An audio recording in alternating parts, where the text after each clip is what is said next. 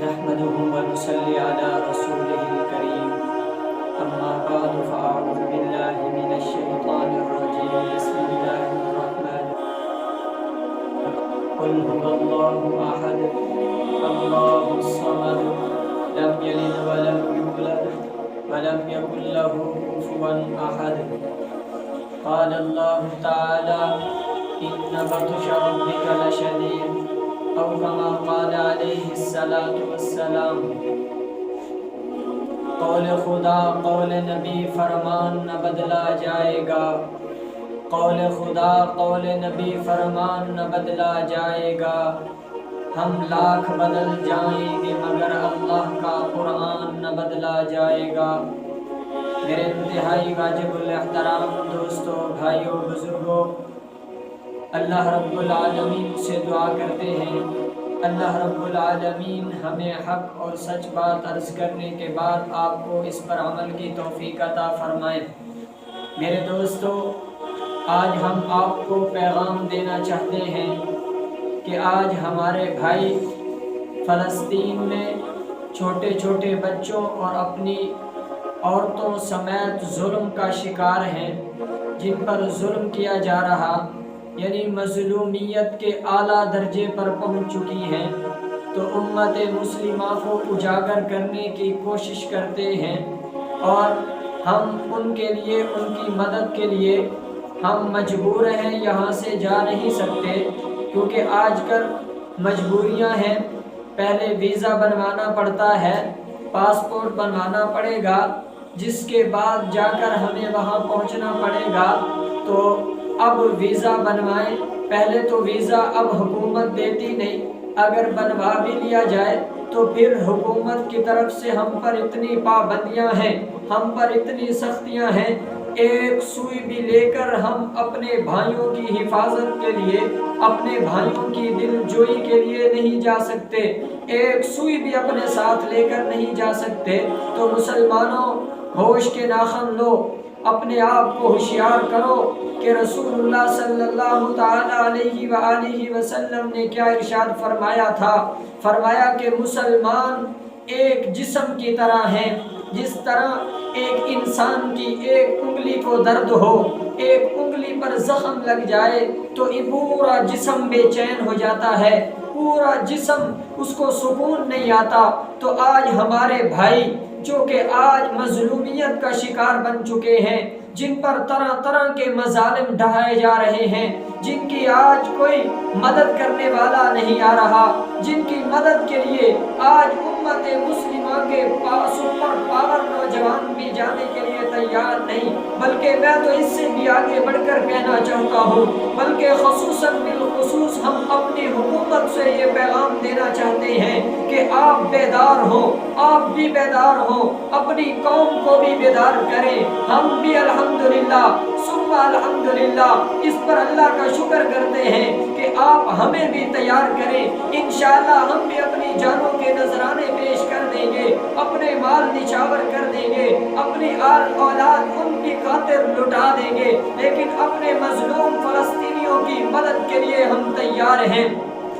تو میں حکومت سے ملتمس ہوں کہ وہ حکومت جو آج اپنے گھروں میں سکون سے بیٹھی ہے، تو سوچو اللہ رب العالمین جو تمہیں مرتبہ مقام دینا جانتے ہیں، جو اللہ تمہیں سلطنت بادشاہت دینا جانتا ہے، وہ اللہ اس تخت شاہی کو لینا بھی جانتا ہے، جو بادشاہ بنانا جانتا ہے، وہ بادشاہ کو جانتا ہے کہ بادشاہ کو بادشاہی کے تخت پر بھی بٹھا سکتا ہے، بادشاہ کو کاسا دے کر در در کی ٹھوکریں بھی لگوا سکتا ہے۔ تو مسلمانوں، تم اسلامی ملک کے حکمران ہو، تم مسلمانی باشندے ہو، تم پر یہ حق ہے، تم پر یہ فرض ہے، جس طرح رسول اللہ نے فرمایا کہ پورے انسان ایک جسم کی طرح ہیں، تو میں تمہیں پیغام دیتا ہوں کہ ایک جسم کو اگر کسی ٹکڑے میں کسی جگہ پر تکلیف ہو، پورا جسم آرام سے نہیں سو سکتا، بندہ چین سے نہیں جی سکتا،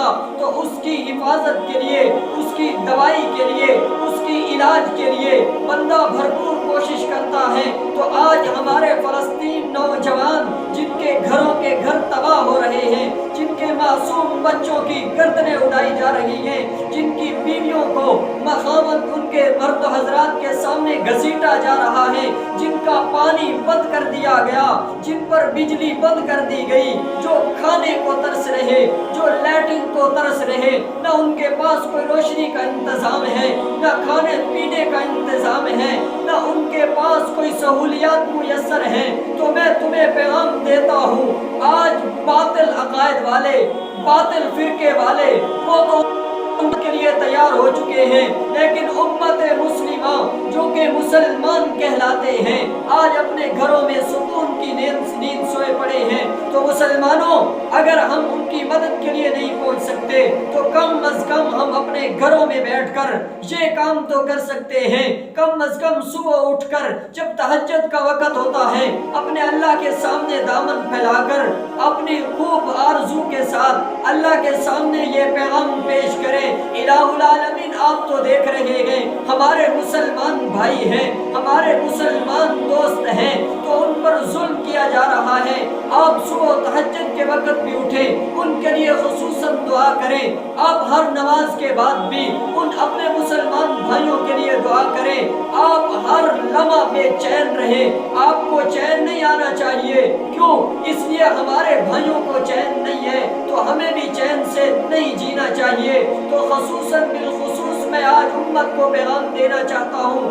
ایک کام تو یہ کریں، ہم اپنی دعاؤں میں ان کو یاد رکھیں، ان کے لیے بار بار دعائیں کریں، اپنے استغفار کریں، ان کے لیے مدد کی دعائیں کریں۔ اگر اللہ رب العالمین بدر کی جنگ میں اپنے فرشتوں کو اتارنا جانتے ہیں تو مسلمانوں وہی خدا ہے جس نے بدر میں مسلمانوں کی حفاظت کے لیے، مسلمانوں کی مدد کے لیے آسمان سے فرشتے اتارے تھے۔ آج بھی وہی رب ہے، آج بھی وہی خدا ہے، کوئی اللہ ہے، مدد کے لیے وہ فرشتے اتار سکتا ہے، وہ فرشتے پیدا کر سکتا ہے۔ لیکن مسلمانوں، کل قیامت کے دن اگر اللہ نے ہم سے یہی سوال کر لیا کہ تمہارے مسلمان بھائیوں کی جانیں قتل کی جا رہی تھی، ان کی عزتوں کی بے پردگی کی جا رہی تھی، ان کی عزتوں کو لیلام کیا جا رہا تھا، تم آرام کی نیند سوتے رہے تھے، تم اپنے عیش و عشرت میں زندگی گزارتے رہے، تو رسول اللہ کو کیا جواب دو گے؟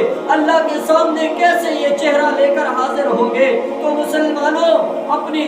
تمام جد و جہد اس میں خرچ کریں، اپنی تمام کوشش اور کاوش اس میں لگائیں کہ ہم کسی طریقے سے ان کی مدد کر سکیں۔ اگر ہمارے اوپر مجبوریاں ہیں، ہم مجبور ہیں، جہاں بیٹھے ہیں ہم اس لیے بھی تیار ہیں، اگر حکومت وقت ہمیں حکم کرے ہم اپنی جانیں دینے کے لیے تیار ہیں، ہم اپنی بیوی بچوں کو ان کے لیے قربان کرنا برداشت کر لیں گے۔ کیوں؟ ہمیں صحابہ اکرام نے نقشہ دیا ہے، ہمیں صحابہ اکرام نے طریقہ دیا، صحابہ اکرام نے اپنے بھائی صحابہ کے لیے جانوں کے نذرانے پیش کیے تھے، اپنے مال جائیداد نچھاور کیا تھا۔ تو آج ہم پاکستانی باشندے ہونے کی حیثیت سے، مسلمان ہونے کی حیثیت سے ہم پیغام دیتے ہیں، ہم فلسطین، اللہ ہمارے مسلمان بھائیوں کی، فلسطین والوں کی اللہ مدد اور نصرت فرمائے۔ تو یاد رکھو امت کے نوجوانوں، سب سے پہلے کام یہ کریں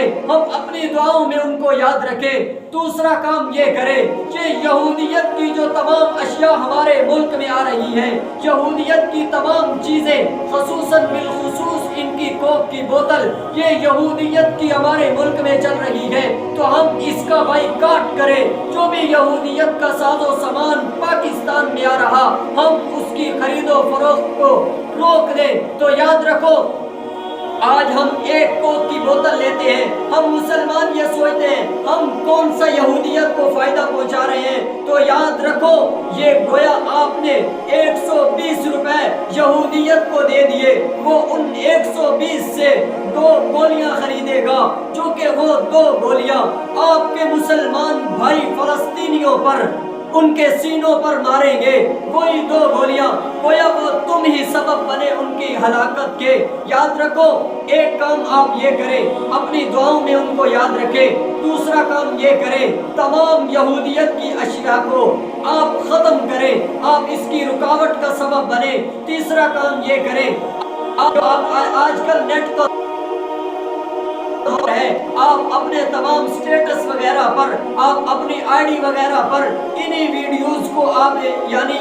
وائرل کریں، آپ ان کو آگے پہنچائیں تاکہ مسلمان بھائی بھی دیکھیں، ان کے دلوں میں بھی یہ کوشش ہو کہ ہم بھی فلسطینیوں کی مدد کے لیے تیار رہیں۔ تو یاد رکھو مسلمانوں، ہم انشاءاللہ العزیز آج بھی اپنے بھائیوں کے لیے دعا کر رہے، اگر ہم پر جو مجبوریاں ہیں، اگر ہمیں اب بھی وقت کے بادشاہ اگر اجازت دے، ہم تیار ہیں، ہم ایمان کے اتنا کمزور نہیں، ہمارے مسلمان بھائی ہماری آنکھوں کے سامنے ذبح ہو، ہم اپنے سکون سے بیٹھ جائیں۔ تو مسلمانوں، اللہ کا اعلان ہے ان بطش ربک لشدید، کہ اللہ فرماتے ہیں میری پکڑ بہت سخت ہے، میں جس کو پکڑتا ہوں پھر مجھے کوئی چھڑا نہیں سکتا، تو میری پکڑ بہت سخت ہے۔ آج ہمارے مسلمان بھائی اپنے گھروں میں پریشان ہیں، اپنے ملک میں پریشان ہیں، تو